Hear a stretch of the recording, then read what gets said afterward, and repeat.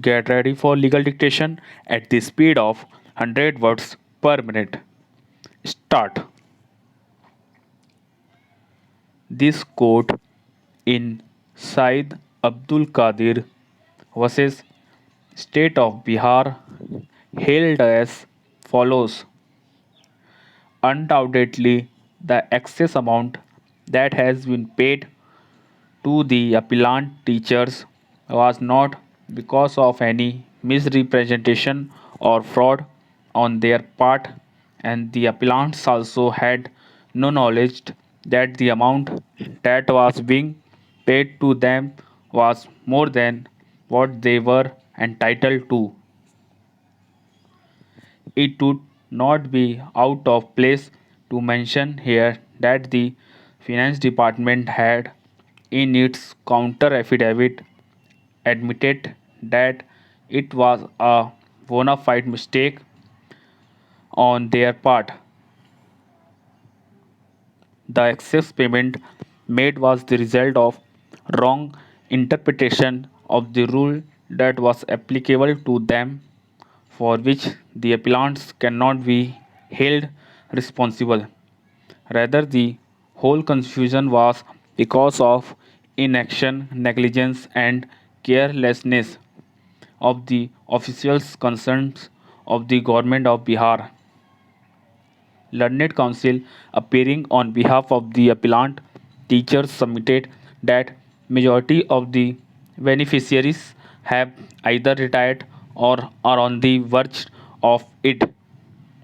Keeping in view the peculiar facts and circumstances of the case at hand and to avoid any hardship to the appellant teachers, we are of the view that no recovery of the amount that has been paid in excess to the appellant teachers should be made.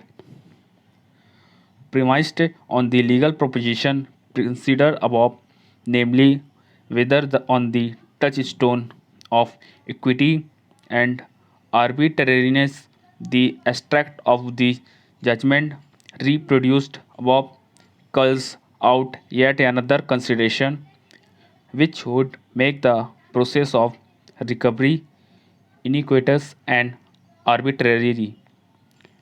It is apparent from the conclusions drawn in Said Abdul Qadir's case that recovery of excess payments made from employees who have retired from service or are close to their retirement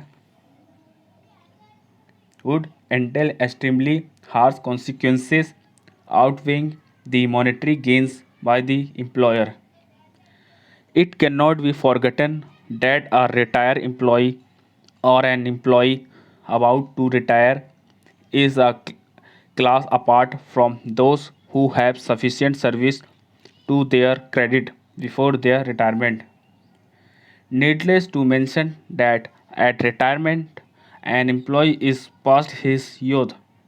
His needs are far in excess of what they were when he was younger. Despite that, his earnings have substantially dwindled. Keeping the aforesaid circumstances in mind, we are satisfied that recovery would be iniquitous and arbitrary if it is sought to be made after the date of retirement or soon before retirement. A period within 1 year from the date of superannuation should be treated as iniquitous as such. Friends, if you like this matter, so please share and subscribe my channel. Thank you.